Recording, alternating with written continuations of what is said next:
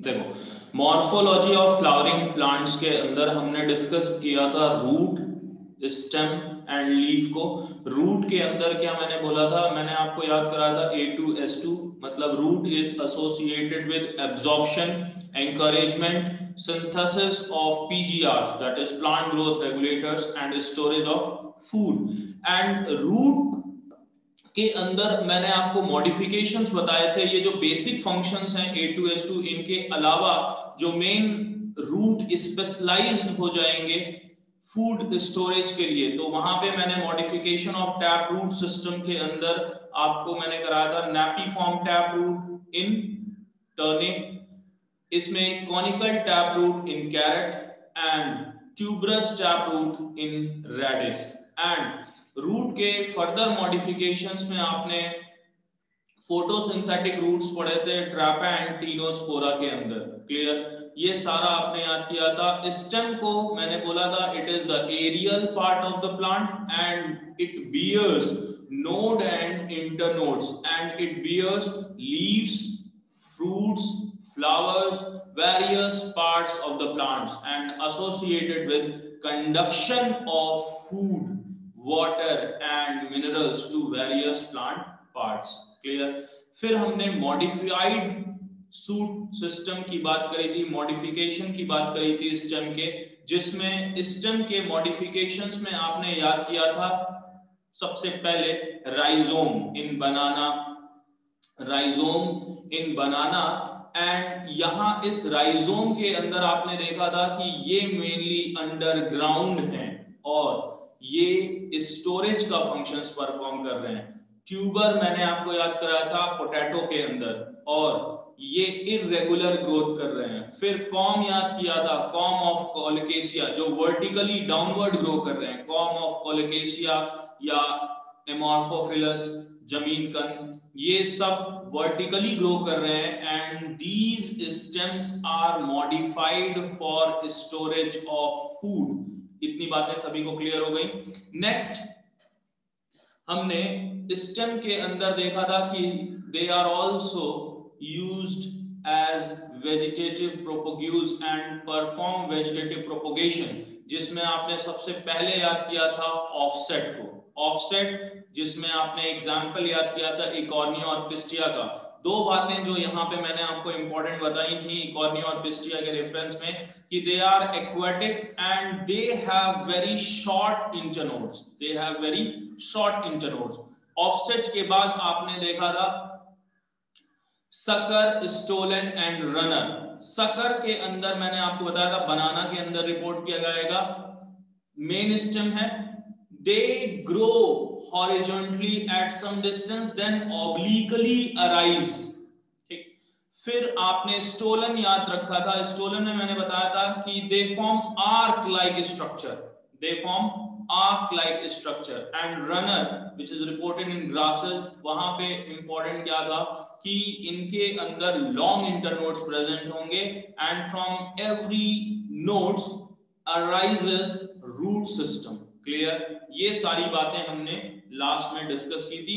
और इसमें एक इंपॉर्टेंट क्वेश्चन जो पूछा जाता है दैट इज फोटोसिंथेटिक स्टेम से क्वेश्चन पूछा जाता है कि फोटोसिंथेटिक स्टेम जनरली आप अपोन्शिया में देखते हो, यूफोरबिया में देखते हो, तो यहाँ पे क्या दिखता है कि stems are modified for photosynthesis, flat green stem होंगे और इनमें जो लीव्स होंगी ये स्पाइनी लीव्स होंगी and stem become photosynthetic. Spiny leaves mainly reduces the rate of transpiration, क्योंकि ये जनरली ये जो प्लांट्स यूफोरबिया की बात करें या अपोन्शिया की बात करें ये डेजर्ट्स प्लांट हैं, तो वहां पर स्कैर्सिटी ऑफ वाटर होने की वजह से spiny leaves prevent water loss, ठीक, या reduce the rate of transpiration. तो वहां पर stem become photosynthetic, flat green structure and mainly perform photosynthetic activity, clear. I hope यहां तक सभी को याद हुआ होगा। नेक्स्ट जो हमारा टॉपिक है दैट इज लीफ।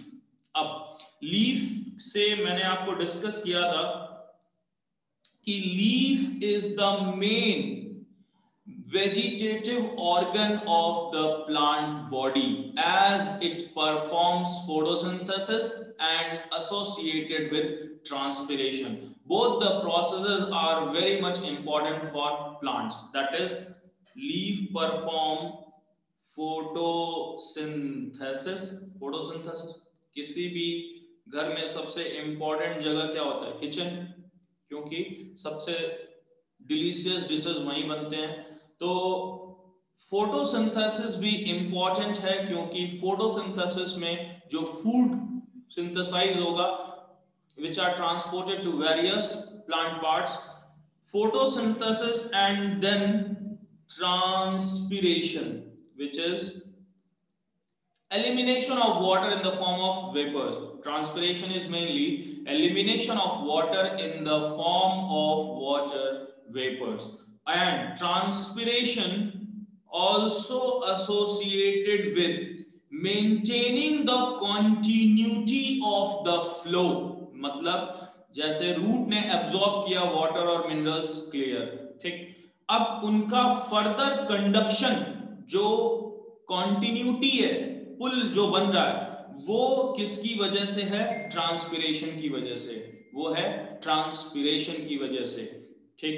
अब लीफ के लिए हम ये कहते हैं कि it arises from the node and bear axillary bud and bear axillary bud, clear,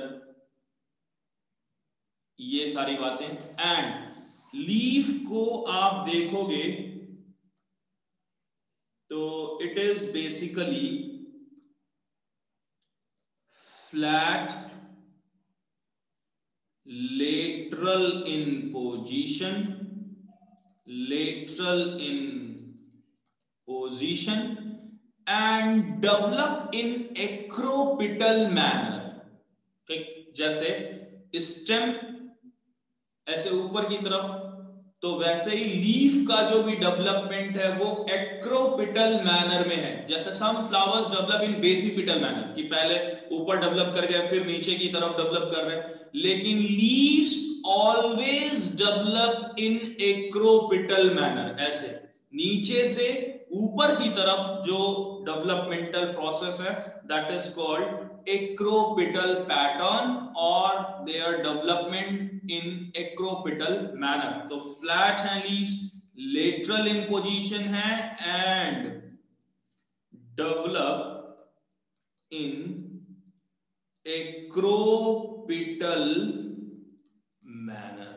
इतनी बातें आई होप सभी को क्लियर हो गई होंगी। नेक्स्ट, यहां तक सभी को क्लियर?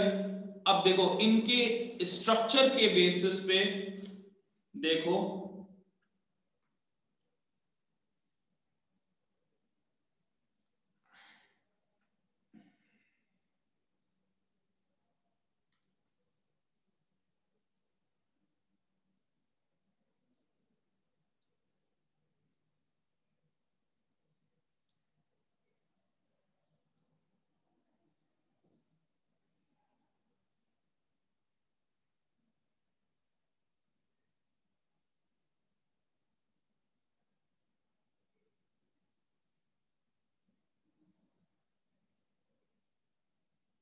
क्लियर? ये हमारे पास सपोज करो कि लीव्स हैं,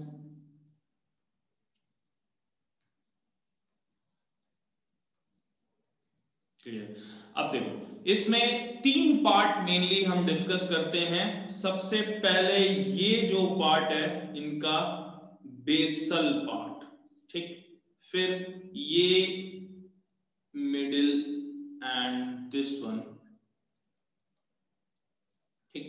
तो ए ये रिप्रेजेंट करेगा हाइपोपोडियम को, ये A means this one is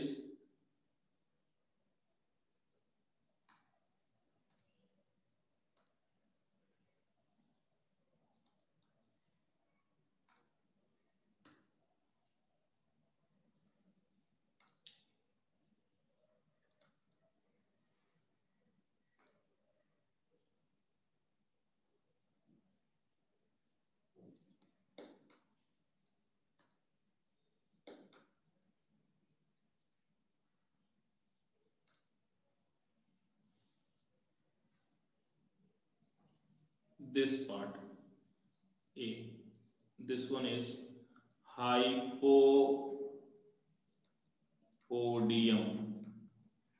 इसको हम लीफ बेस भी कहते हैं, हाइपोपोडियम लीफ बेस। अब देखो इसमें दो इंपॉर्टेंट पॉइंट्स हैं जहां से आपके क्वेश्चन भी पूछे जाते हैं। जब भी हम लीफ बेस की बात करते हैं, यहां पर दो इंपॉर्टेंट क्वेश्चन जो आपसे पूछे गए हैं वो क्या है बच्चों, यहां पर दो टाइप के स्ट्रक्चर्स प्रेजेंट होंगे, either it is swollen and pulvinus, ठीक, स्वोलन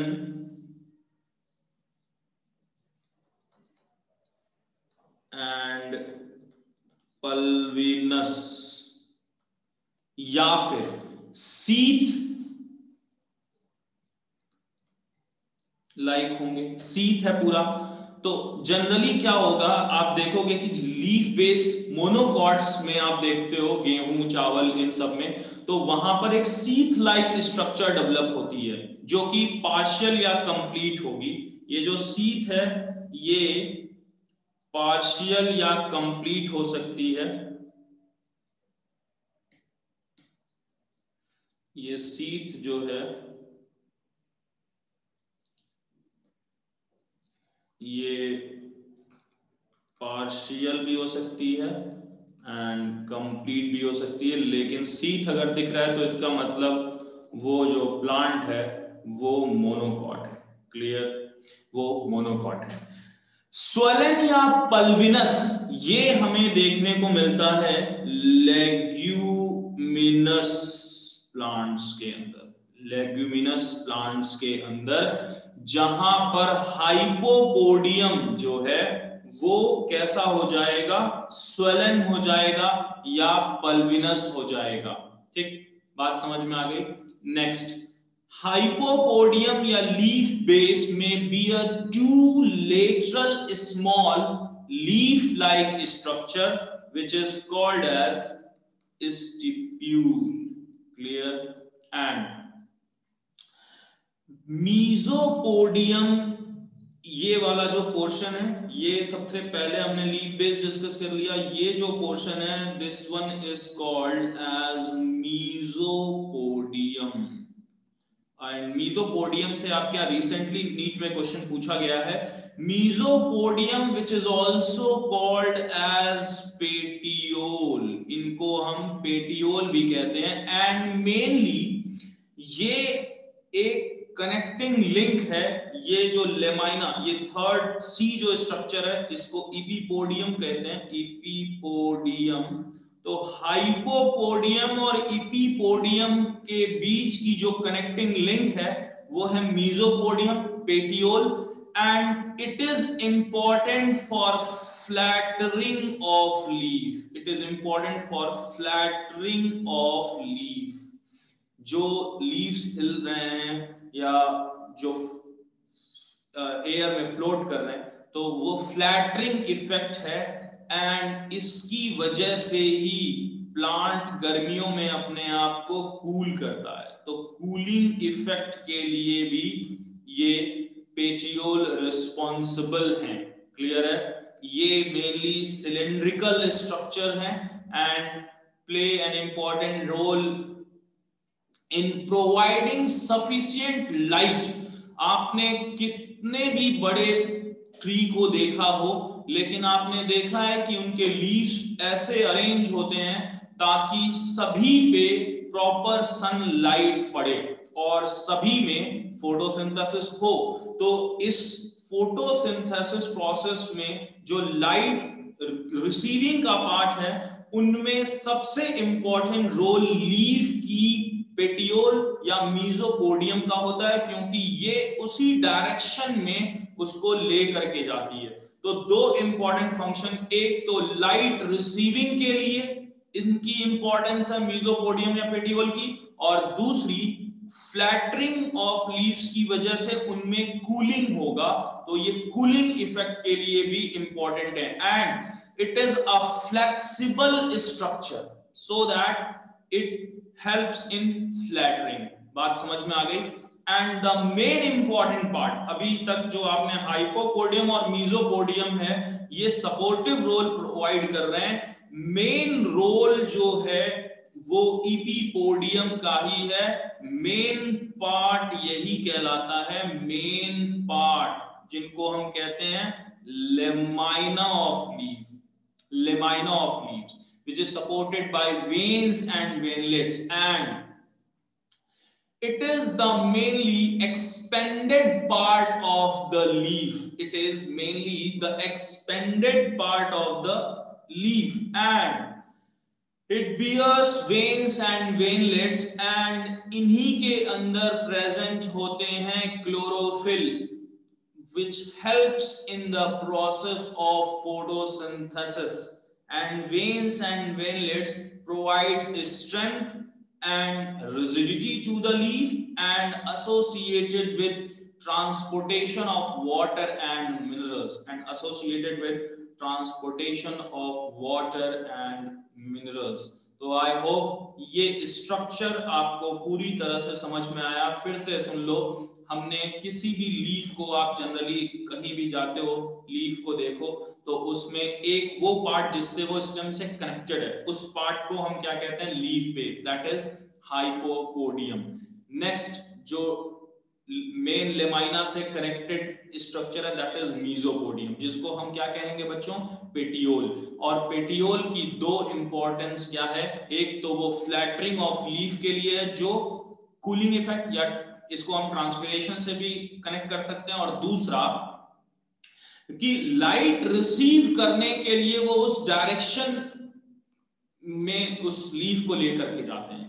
तो वो सारे प्लांट्स जितने भी लीव्स हैं उस प्लांट में, वो सब लाइट के डायरेक्शन में ही होते हैं, तो उसके लिए भी कौन रिस्पॉन्सिबल है, mesopodium. And the main part of the leaf that is lamina, which is called as epipodium, and it is supported by veins and veinlets which are associated with transportation of water and minerals, and basically the photosynthetic activity actually performs in this part, that is epipodium or lemina। Clear? I hope सभी को अब याद हो गया होगा ये सारी बातें। देखो ये सारा स्ट्रक्चर क्लियर हो गया। Next we will discuss types of leaves.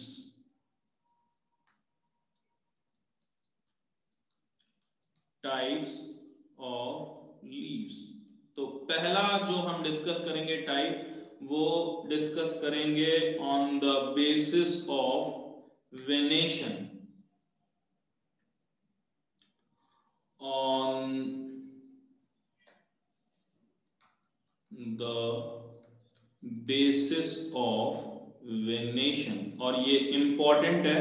देखो दो हम मेनली देखते हैं वेनेशन, या तो इनके एग्जाम्पल से याद कर लो या इनके नाम से। नाम है, पहला है रेटिकुलेट वेनेशन, रेटिकुलेट वेनेशन, और यहां से डायरेक्ट क्वेश्चन पूछा जाता है। And parallel venation, parallel venation. Clear? Reticulate venation and parallel venation. पहला क्वेश्चन,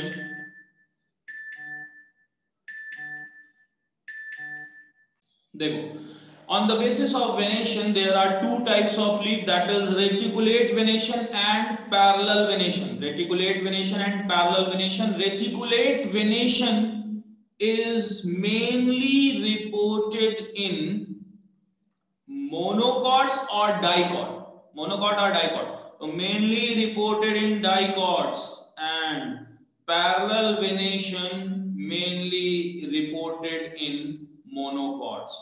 ये तो पहला क्वेश्चन हो गया नीट का, ठीक।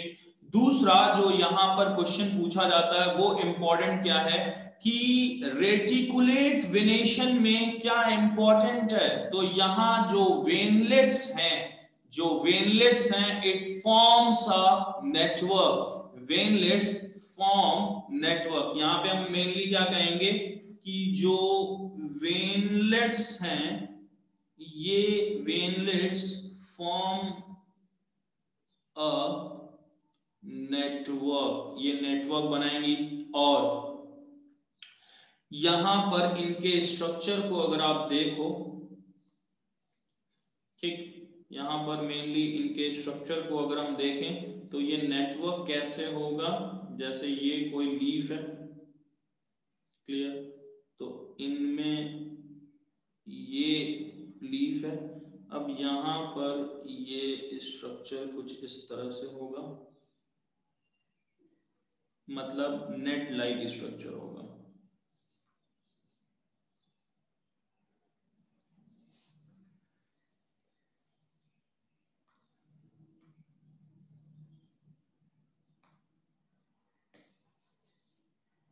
थोड़ा बड़ा देख लो,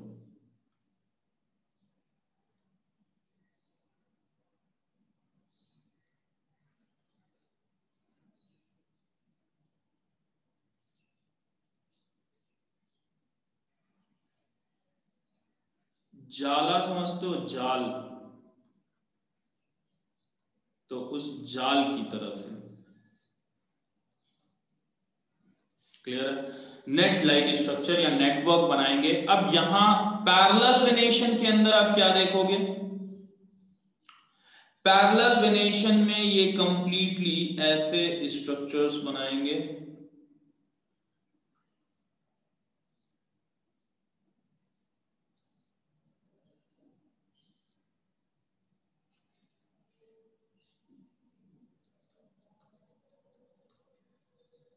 और यहां पर कोई नेटवर्क नहीं फॉर्म होगा, क्लियर, यहां पे कोई नेटवर्क फॉर्म नहीं होगा। अब यहां जो क्वेश्चन आपके यहां पूछा जाता है वो इंपॉर्टेंट क्या है वो देखो। यहां पे हमेशा क्वेश्चन एक्सेप्शन से पूछे जाते हैं, एक्सेप्शंस, और आपको इन एक्सेप्शंस को बहुत ध्यान से याद करना होगा, एक्सेप्शंस को बहुत ध्यान से याद करना होगा। देखो, reticulate venation and parallel venation. Reticulate venation mainly reported in dicots, but there are several exceptions of monocots which have reticulate venation, और जिसमें ये पूछा हुआ क्वेश्चन है आपके नीट में, smilax, dioscorea and colocasia, they belongs to monocot but they have reticulate venation। तो इस आपको याद रखना है, स्माइलेक्स, डायोस्कोरिया और कोलोकेशिया ये हैं तो मोनोकॉट, लेकिन इनका वेनेशन रेटिकुलेट वेनेशन होगा, clear. Next, parallel venation which is reported in monocots, ठीक, इट मींस कि यहां पर कोई नेटवर्क नहीं है, बट कैलोफाइलम एंड कोरेम्बियम, कैलोफाइलम एंड कोरेम्बियम ये हैं कैसे, डाइकॉट, इनमें होना क्या चाहिए था, रेटिकुलेट वेनेशन, लेकिन इनके अंदर बच्चों देखने को मिला है पैरेलल वेनेशन। तो these are the exceptions of dicot in which parallel venation is reported, in which parallel venation is reported. Clear है यहां तक सभी को?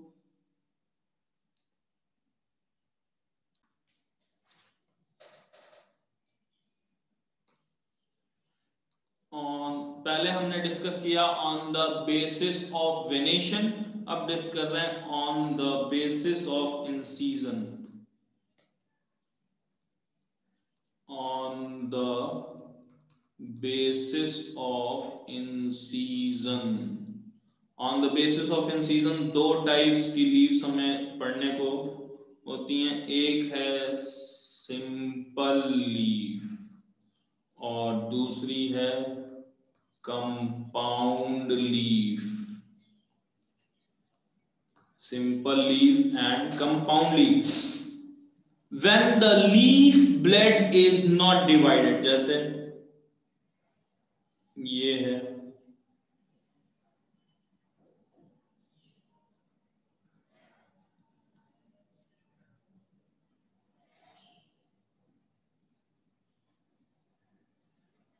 ये, या फिर हम direct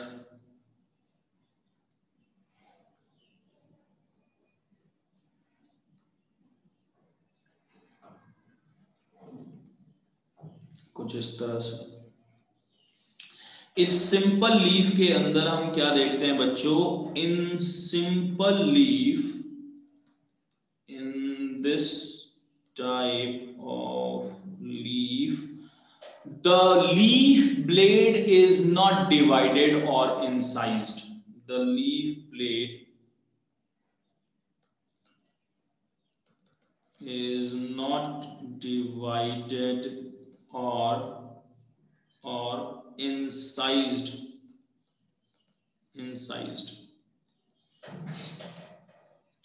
And incisions, if incisions are present, जैसे यहां देख रहे हो incisions present है, but it do not touch the midrib.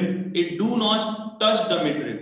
Incisions यहां लिख दे रहा हूं मैं, incisions तो हैं but do not touch the midrib. ये मिडरिब को टच नहीं कर रहे हैं। देखो बहुत बेसिक है, ये इंसीजंस अगर मिडरिब को टच करें तो वो लीफ हो जाएगी कंपाउंड लीफ, लेकिन यहां पे आप देख रहे हो इंसीजंस प्रेजेंट हैं but do not touch the midrib, then this is also a simple leaf. ठीक, एंड कंपाउंड लीफ के अंदर हम क्या कहेंगे कि कंपाउंड लीफ में यहां पर कंपाउंड लीफ की जब हम बात करेंगे तो in these leaves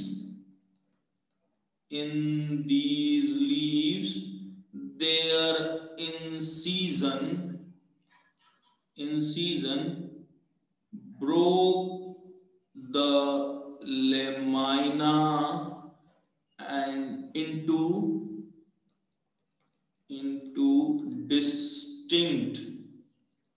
distinct leaflets।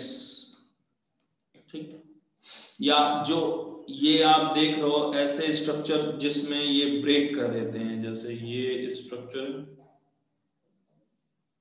ये पूरा इंसीजंस ब्रेक कर दे रहे हैं, तो ये जो लीफ होगी ये कंपाउंड लीफ होगी। अब यहां पे कंपाउंड लीफ में भी आप दो पढ़ते हो, एक हम बात करते हैं, ये इरेज कर रहा हूं मैं, कंपाउंड लीफ में दो हमने पढ़ना है,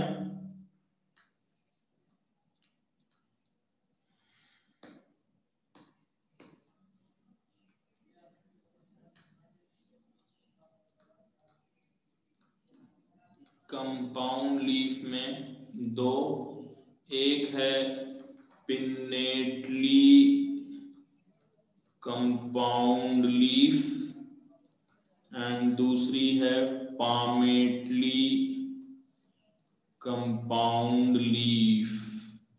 ठीक, पिन्नेटली कंपाउंड लीफ और पामेटली कंपाउंड लीफ में बेसिक डिफरेंस क्या है, जैसे आप नीम की पत्ती आपने देखी होगी कि इसमें मिडरिब जो है वो कॉमन एक्सिस परफॉर्म कर रहा है, जिसको हम रैकिस कह रहे हैं, जैसे ऐसा स्ट्रक्चर आप देखते हो मेनली। ठीक, इसमें आप क्या देखोगे कि एक ऐसे और एक ऐसे अराइज हो रहा है। ठीक, तो ये मेनली जो स्ट्रक्चर है ये क्या कहलाएगा, जो कॉमन एक्सिस है ये कहलाता है यहां पे rachis. And number of leaflets are present on the rachis. जैसे नीम के अंदर आप देखोगे तो छोटी छोटी लीफलेट्स अराइज होती हैं कॉमन एक्सिस रैकिस से, जिसको हम पिन्नेटली कंपाउंड लीफ कहते हैं। लेकिन पामेटली कंपाउंड लीफ का मतलब क्या होगा बच्चों, पामेटली कंपाउंड लीफ के अंदर हम देखते हैं कि in this type of leaf the leaflets are attached at a common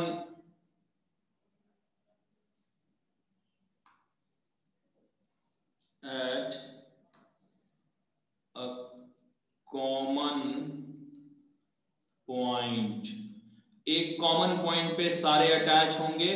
ठीक, that is at the tip of petiole, at the tip of petiole, clear, ये जैसे है। तो अब यहां पर सारी लीव्स प्रेजेंट हैं, ये एक कॉमन पॉइंट है, ठीक, जहां से सारी लीफलेट जो है ये प्रेजेंट हैं। तो petiole bear all the leaflets in the form of cluster और बंच। जैसे ये है पामेटली, यहां से ये लीफलेट्स राइज हो रही है एक कॉमन ये वाले पॉइंट से, ये पूरा कॉमन पॉइंट है जहां से ये निकल रही। तो this is called as palmately compound leaf, palmately compound leaf. आपने type of leaves on the basis of incision पढ़ा। Incisions if do not touch the midrib, it is also a simple leaf, but if touch the midrib, if incisions touch the midrib, then it is compound leaf. And compound leaf are basically are of two types, pinnately and palmately. Palmately, if the leaflets are attached at a common point, then this is a palmately compound leaf. And if the midrib forms a rachis and incisions touch the midrib, then this is pinnately compound leaf.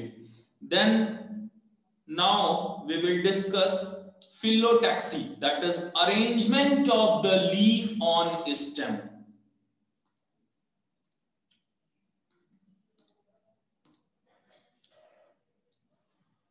Phyllotaxy,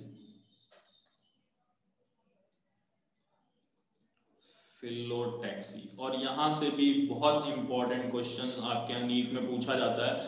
phyllotaxy को सबसे पहले हम define करते हैं कि it is the arrangement of leaf, it is mainly the arrangement of leaf. ये क्या है बच्चों? अरेंजमेंट ऑफ लीव्स है।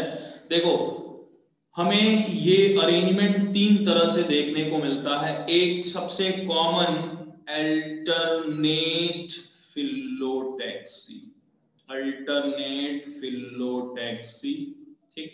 फिर होता है opposite phyllotaxy and world phyllotaxy. देखो इनका डेफिनेशन बहुत सिंपल है। अल्टरनेट का मतलब क्या होगा कि ये जैसे एक लीफ यहां आई, ठीक, तो दूसरी यहां डेवलप हो गई, फिर तीसरी यहां डेवलप हो गई, चौथी यहां डेवलप हो गई, क्लियर है? ये अल्टरनेट मैनर में है, तो अल्टरनेट मैनर में ये डेवलप हुआ। अपोजिट का मतलब जस्ट अपोजिट, एक यहां तो एक यहां, एक यहां तो दूसरा यहां, फिर एक यहां तो दूसरा यहां। This is opposite phyllotaxy. And world phyllotaxy का मतलब क्या होगा बच्चों की यहां पर जो more than one leaf arises from a common point. जैसे यहां पर एक ये लीफ हो गई, ये लीफ हो गई, ये फिर ये पॉइंट है जहां से ये लीफ अराइज हुई, ऐसे ऐसे ऐसे। तो ये कहलाएगी वर्ल्ड फिलोटैक्सी। अब यहां अल्टरनेट फिलोटैक्सी में आप याद रखना, ये कई बार पूछा गया है, इसके लिए एक शॉर्ट फॉर्म याद रखना, एमएससी, ठीक। यानी ये अल्टरनेट फिलोटैक्सी आपको देखने को मिलती है मस्टर्ड के अंदर, मस्टर्ड के अंदर, सनफ्लावर के अंदर एंड चाइना रोज के अंदर। ये सबसे कॉमन है चाइना रोज जो आप देखते हो गुड़हल, इसमें आप देखोगे कि अल्टरनेट फिलोटैक्सी है, पहले एक फिर इधर फिर इधर। तो ये याद रखना आप, तीनों एग्जांपल्स आपके नीट में पूछे जा चुके हैं, mustard, sunflower, China rose. Opposite phyllotaxy में याद हमें रखना है मेनली गुआवा को, अमरूद को, एंड तुलसी और सीमम, क्लियर है, ठीक। एंड यहां अपोजिट फिलोटैक्सी में एक मैं आपको याद दिलाता हूं, कैलोट्रोपिस, जिसमें मिल्क सिक्रीशन होता है, कैलोट्रोपिस। इसमें क्या होता है, एक याद रखना, एक एक्स शेप स्ट्रक्चर बनता है ऐसे। जैसे जब ऊपर से आप देखोगे उसको तो वो प्लस टाइप है, यानी इनके अंदर एक स्पेशल है जो मैं लिख दे रहा हूं, एक बार पूछा गया है नीट के अंदर, डेक्यूसेट फिलोटैक्सी, डेक्यूसेट